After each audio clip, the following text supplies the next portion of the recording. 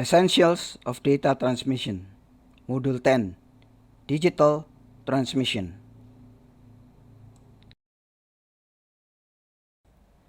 Advantages of digital transmission: noise immunity. Digital signals, which are usually binary, are more immune to noise than analog signal. Error detection and correction. With digital communications, transmission errors can usually be detected and corrected. Compatibility with time division multiplexing. Digital data communication is adaptable to time division multiplexing scheme. Multiplexing is the process of transmitting two or more signals simultaneously on a single channel. Disadvantages of digital transmission: considerable bandwidth size is required by a digital signal. Digital communication circuits are usually more complex than analog circuits. Analog signal converted to digital signal prior to transmission and converted back to analog signal when necessary. Digital transmission requires precise time synchronization between transmitter and receiver clock.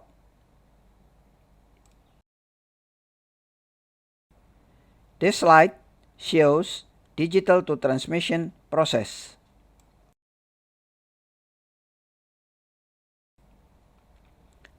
Data conversion. The key to digital transmission is to convert analog signal to digital signal. The process is called analog to digital conversion, digitizing a signal, or encoding. A device known as analog to digital converter, or ADC, is usually used for conversion. If necessary, digital signal must be reconverted to analog form for final consumption by the user.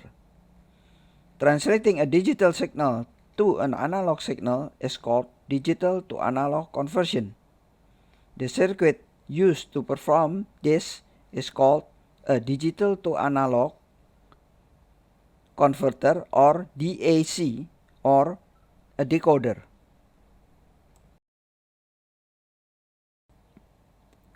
Analog to digital conversion. An analog signal is a smooth or continuous voltage or current variation. The analog signal represents an infinite number of actual voltage values. Through analog to digital conversion, these continuously variable signals are changed into a series of binary numbers. A digital signal can represent only a finite number of voltage values over a specific range. Analog to digital conversion is a process of sampling or measuring the analog signal at regular time intervals. To retain the high frequency information, a sufficient number of samples must be taken. In practice, the sampling rate is much higher, typically 2.5 to 3 times the Nyquist minimum.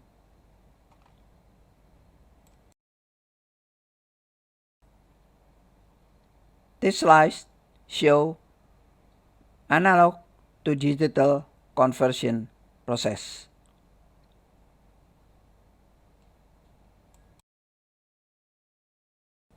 Sampling rate. According to Nyquist theorem, the sampling rate must be at least 2 times the highest frequency contained in the signal. The sampling rate needed for a signal with a bandwidth of 10,000 Hz must be twice the highest frequency in the signal. In this case, 2 times 11,000 is 22,000 samples per second. Telephone companies digitize voice by assuming a maximum frequency of 4,000 Hz. The sampling rate, therefore, is 8,000 samples per second.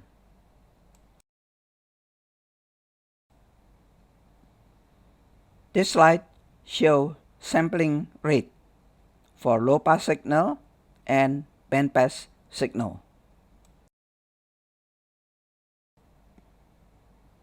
Quantization. The samples are converted to a binary number whose value is close to the actual sample value.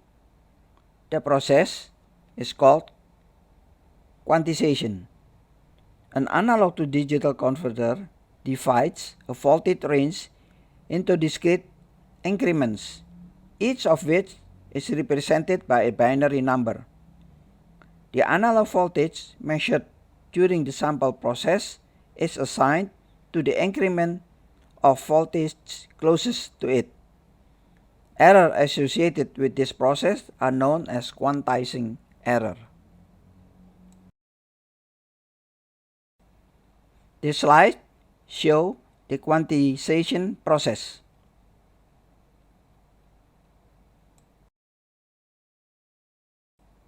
Pulse modulation. Pulse modulation or digital modulation is a process of changing a binary pulse signal to represent the information to be transmitted. The primary benefits of transmitting information by binary techniques are noise tolerance, ability to regenerate a degraded signal.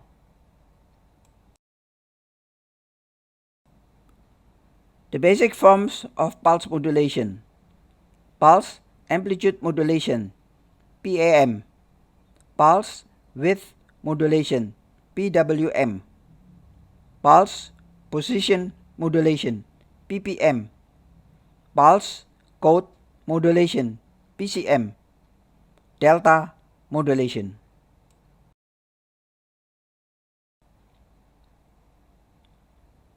Pulse modulation. The PAM signal is a series of constant width pulses whose amplitudes vary in accordance with the analog signal. PWM signal is binary in amplitude, has only two levels. The information signal varies with the width or time duration of the pulse. In PPM, the pulse changes position according to the amplitude of the analog signal. PAM is the simplest and the least expensive to implement. Pulse amplitude modulation. This slide shows PAM process. Pulse amplitude modulation has some application, but it is not used by itself in data communication. However, it is the first step in another very popular conversion method called pulse code modulation. This slide shows pulse amplitude modulation process.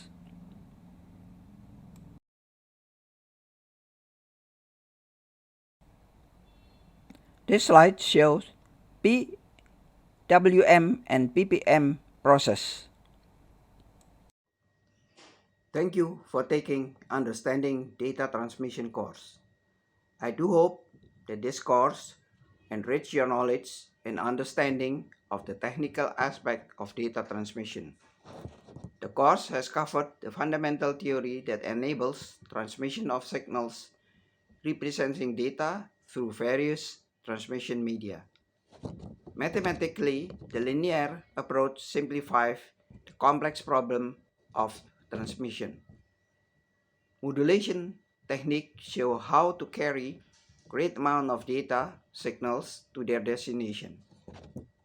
The major concerns presented in this course are the capacity of transmission that influences the number of data or transmission being sent and the distance that can be covered. Modulation is the solution of the above problems. This course introduces carrier modulation technique and digital modulation. Both modulation are the backbone of our communication activities especially smartphone-based communication.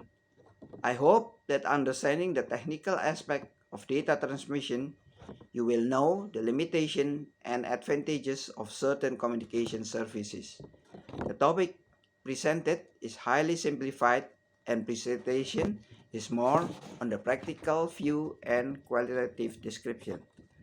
Again, thank you for taking data transmission course.